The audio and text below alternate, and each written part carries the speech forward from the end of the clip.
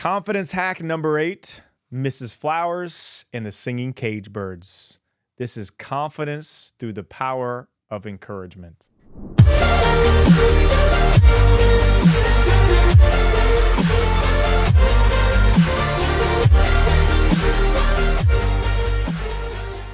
Hi, I'm David Nurse. I coach NBA players, CEOs, and high performers on how to hack their confidence. If you want a daily boost of confidence directly in your inbox, go to my website, davidnurse.com. Sign up for free for the daily boost coming to you every morning and much more. What is the only thing that can spark life and also signal death? It's the tongue. Think about this. Who was the person in your life that spoke a true word of encouragement over you when you were younger? A word that gave you belief you could achieve your goal. And then who was the person who spoke death over you and tried to squash your dreams with that snake-like tongue? I can vividly remember both situations in my life. Person who spoke life, my high school basketball coach, sparked belief in me that I could earn a college scholarship and play basketball professionally. The person who spoke death, my college guidance counselor, who told me I would never use my communications degree and that I was taking the easy route, wasting my life, basically, with that degree. Yeah, look who's laughing now.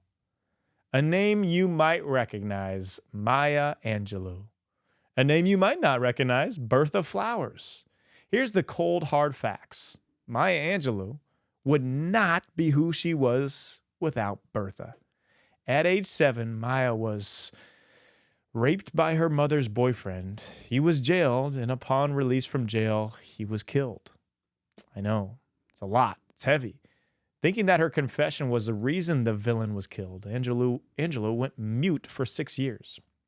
What looked like insurmountable odds to overcome, Maya was blessed with the muse next door. Enter stage right, the neighbor, Bertha Flowers. Bertha took a genuine interest in Maya. One day, as she saw Maya out in the yard, she approached the young, shy Maya and handed her a book of poems. Maya resented it at first, but Bertha was not one to give up easily. She saw something in Maya that no one else could see. She saw a sweet, loving heart that had so much to offer the world. And in her autobiography, I Know Why the Caged Bird Sings, Maya Angelou describes Bertha Flowers. Angelou writes, she had the grace of control to appear warm in the coldest weather.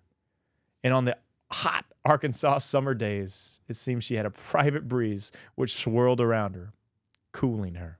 The rest is history. Angelou went on to become a writer, singer, dancer, Grammy Award, composer, and is hailed as the internationally recognized figure for her role as a civil rights leader who fought for social and racial justice. So who spoke life into you? Or is there someone you need to reach out today that will give you permission to go for your dreams? Do you need that now?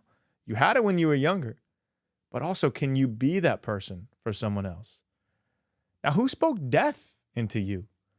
What lie do you need to release yourself from in your past?